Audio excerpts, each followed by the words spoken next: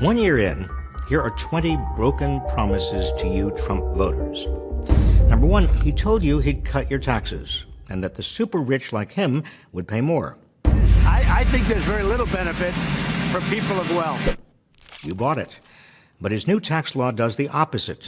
By 2027, according to the Nonpartisan Tax Policy Center, the richest 1% will have got 83% of the tax cut, and the richest 1/10 of 1%, 60% of it. But more than half of all Americans, 53%, will pay more in taxes. As Trump told his wealthy friends at Mar-a-Lago just days after the tax bill became law, you all just got a lot richer. Number two, he promised to close special interest loopholes that have been so good for Wall Street investors, but unfair to American workers. Especially the notorious carried interest loophole for private equity, hedge fund, and real estate partners. You bought it. But the new tax law keeps the carried interest loophole. Number three, he told you he'd repeal Obamacare and replace it with something Beautiful. You bought it. But he didn't repeal, and he didn't replace. Just as well, his plan would have knocked at least 23 million Americans off health insurance, including many of you. Instead, he's doing what he can to cut it back and replace it with nothing. The new tax law will result in 13 million people losing health coverage, according to the Congressional Budget Office. Number four, he told you he'd invest $1 trillion in our nation's crumbling infrastructure. You bought it. But after his giant tax cut for corporations and millionaires, there's no money left for infrastructure. Number five, he said he'd drain the Washington swamp. We are going to drain the swamp in Washington, D.C. You bought it. But he's brought into his administration more billionaires, CEOs, and Wall Street moguls than in any administration in history to make laws that will enrich their businesses. And he's filled departments and agencies with former lobbyists, lawyers, and consultants who are crafting new policies for the same industries they recently worked for. Number six, he said he'd use his business experience to whip the White House into shape. You bought it. But he has created the most dysfunctional, backstabbing White House in modern history and has already fired and replaced so many assistants, one of them hired and fired in a little more than a week, that people there barely know who's in charge of what. Number seven, he told you he'd bring down drug prices. We are going to get drug prices, prescription drug prices, way down. By making deals with drug companies. You bought it. But now the White House says that promise is inoperative. Number eight, he promised a complete ban on foreign lobbyists raising money for American elections. You bought it. But foreign lobbyists are still raising money for American elections. Number nine, he told you, I'm not going to cut Social Security like every other Republican, and I'm not going to cut Medicare or Medicaid. You bought it. But he and House Speaker Paul Ryan are already planning such cuts in order to deal with a ballooning deficit created in part by the new tax law for corporations and the rich. Number 10, he promised 6 weeks of paid maternity leave to any mother with a newborn child whose employer does not provide the benefit. We can provide 6 weeks of paid maternity leave to any mother with a newborn child whose employer does not provide the benefit. You bought it, but the giant tax cut for corporations and the rich doesn't leave any money for this. Number 11, he said that on day one, We are going to label China a currency manipulator. You bought it. But then he met with China's President Xi Jinping and declared China is not a currency manipulator. Ever since then, Trump has been cozying up to Xi. Number 12, he said he wouldn't bomb Syria. You bought it. Then he bombed Syria. Number 13, he said he'd build a wall across the southern border. You believed him. But Chief of Staff John Kelly says it's unlikely that we will build a wall, a physical barrier, from sea to shining sea. Number 14, he promised that the many women who accused him of sexual misconduct will be sued after the election is over. All of these liars will be sued after the election is over. You bought it. He hasn't sued them, presumably because he doesn't want the truth to come out.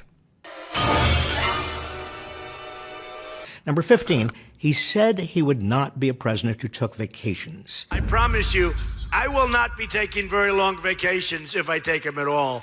There's no time for vacation. And he called Barack Obama the vacationer in chief. You bought it. But since becoming president, he has spent nearly 25% of his days at one of his golf properties for some portion of the day, according to Golf News Network, at a cost to taxpayers of over $77 million. That's already more taxpayer money on vacations than Obama cost in the first 3 years of his presidency. Not to mention all the money taxpayers are spending protecting his family, including his 2 sons who travel all over the world on Trump business. Number 16, he said he'd force companies to keep jobs in America and that there would be consequences for companies that shipped jobs abroad. Companies are not going to leave the United States anymore without consequences. Not going to happen. You believed him. But despite their promises, Carrier, Ford, GM, and the rest have continued to ship jobs to Mexico and China. Carrier, a division of United Technologies, has moved ahead with plans to send 1,000 jobs at its Indiana plant to Mexico. Notwithstanding, the federal government has rewarded United Technologies with 15 new contracts since Trump's inauguration. GE is sending jobs to Canada, IBM is sending them to Costa Rica, Egypt, Argentina, and Brazil. There have been no consequences for sending all these jobs overseas. Number 17, he promised to revive the struggling coal industry and bring back thousands of lost coal mining jobs. You bought it. But coal jobs continue to disappear. Since Trump's victory, at least 6 plants that relied on coal have closed or announced they will close. Another 40 are projected to close during the president's 4-year term. Utilities continue to switch to natural gas instead of coal, and renewable energy is cheaper than ever. Number 18, he promised to protect steel workers. We will put new American steel into the spine of our country. But according to the American Iron and Steel Institute, which tracks shipments, steel imports were 19.4% higher in the first 10 months of 2017 than in the same period the year before. That import surge has hurt American steelworkers, who are already struggling against a glut of cheap Chinese steel. Number 19, he said he'd make America safer. You believed him. But according to Mass Shooting Tracker, there were 427 mass shootings in 2017, including 58 people killed and hundreds injured at a concert in Las Vegas, and 26 churchgoers killed and 20 injured at a church in Texas. Trump refuses to consider any gun control legislation. Number 20, he said he'd release his taxes. I'm under a routine audit, and it'll be released, and as soon as the audit's finished, it'll be released. He said during the campaign. He hasn't released his taxes.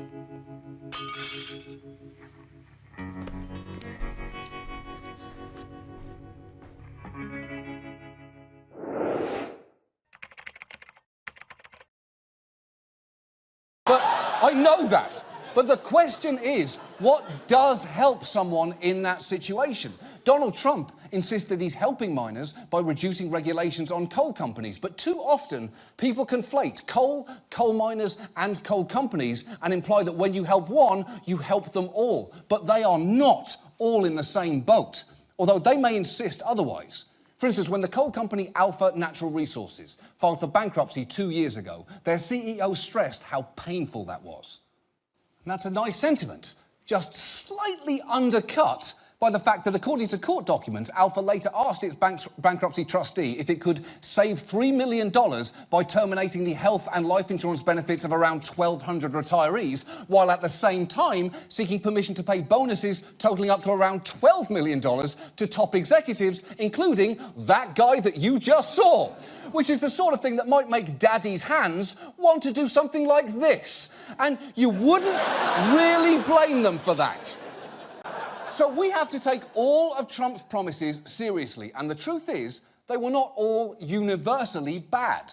For instance, he ran on a promise to drain the swamp, cracking down on corruption and ending the reign of Washington insiders, which sounds great. So let's try and be positive for a moment. What are the early signs on that? Some of the potential cabinet members that are being reported by CNN that are under consideration: Rudy Giuliani, Newt Gingrich, Chris Christie, Reince Priebus. Right, so that's the longtime head of the RNC, a former speaker who entered Congress in 1979, a former mayor turned professional arsehole, and a man whose name is more synonymous with scandal than Shonda fucking Rhimes. That is so swampy, you're going to need to swap out Air Force One for one of those shallow-bottom boats with a big fan on the back. And making big cuts to things like the State Department, international development and the EPA isn't just short-sighted, it doesn't even make fiscal sense. The EPA is currently responsible for 0.2% of federal spending, and the State Department and USAID are 1.4%. So you don't cut those agencies as a cost-saving measure, you do it as a fuck you. It is the budgetary equivalent of inviting Mitt Romney out to dinner at Jean-Georges before not offering him a cabinet position. And I will say, that was awesome, by the way. Trump is so consistently monstrous, sometimes out of sheer coincidence, he happens to do something amazing. Trump is truly the stopped clock of arseholes.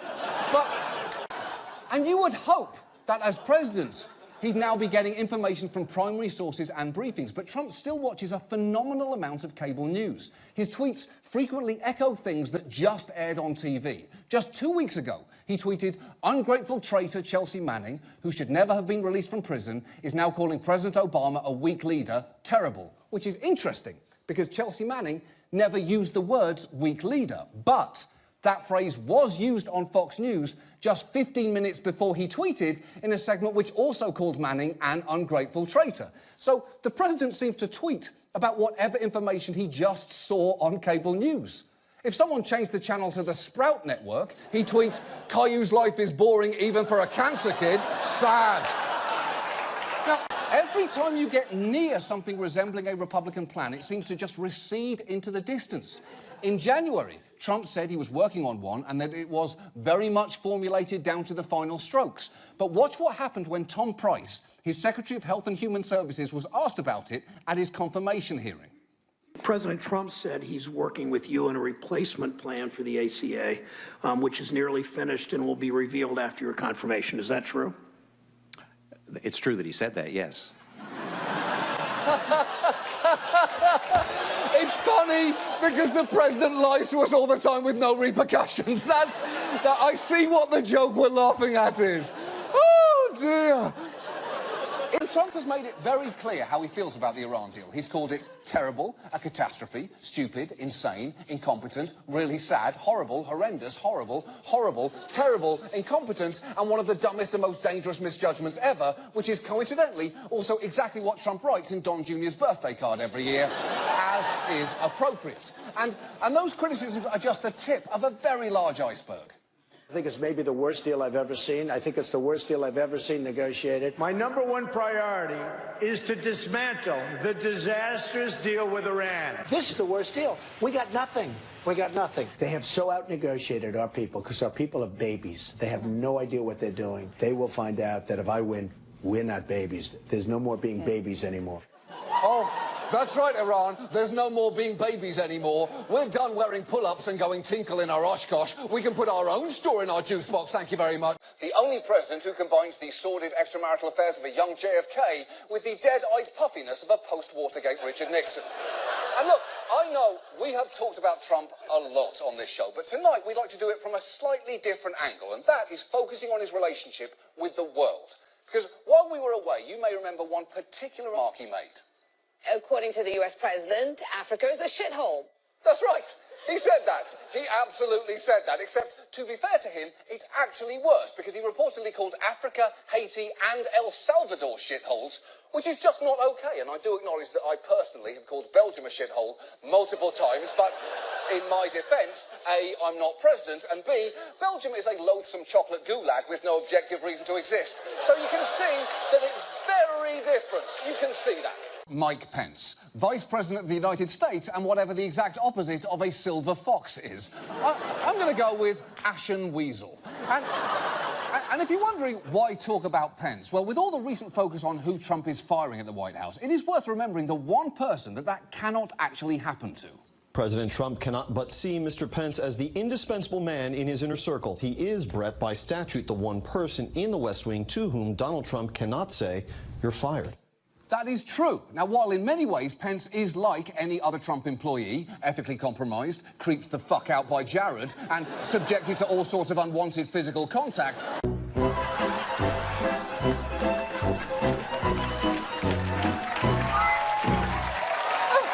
fun fact, that is the new national anthem now. You see? We're laughing. We're having fun. And then you remember, Trump's going to be in charge of the military. And leaders there do not know what to expect.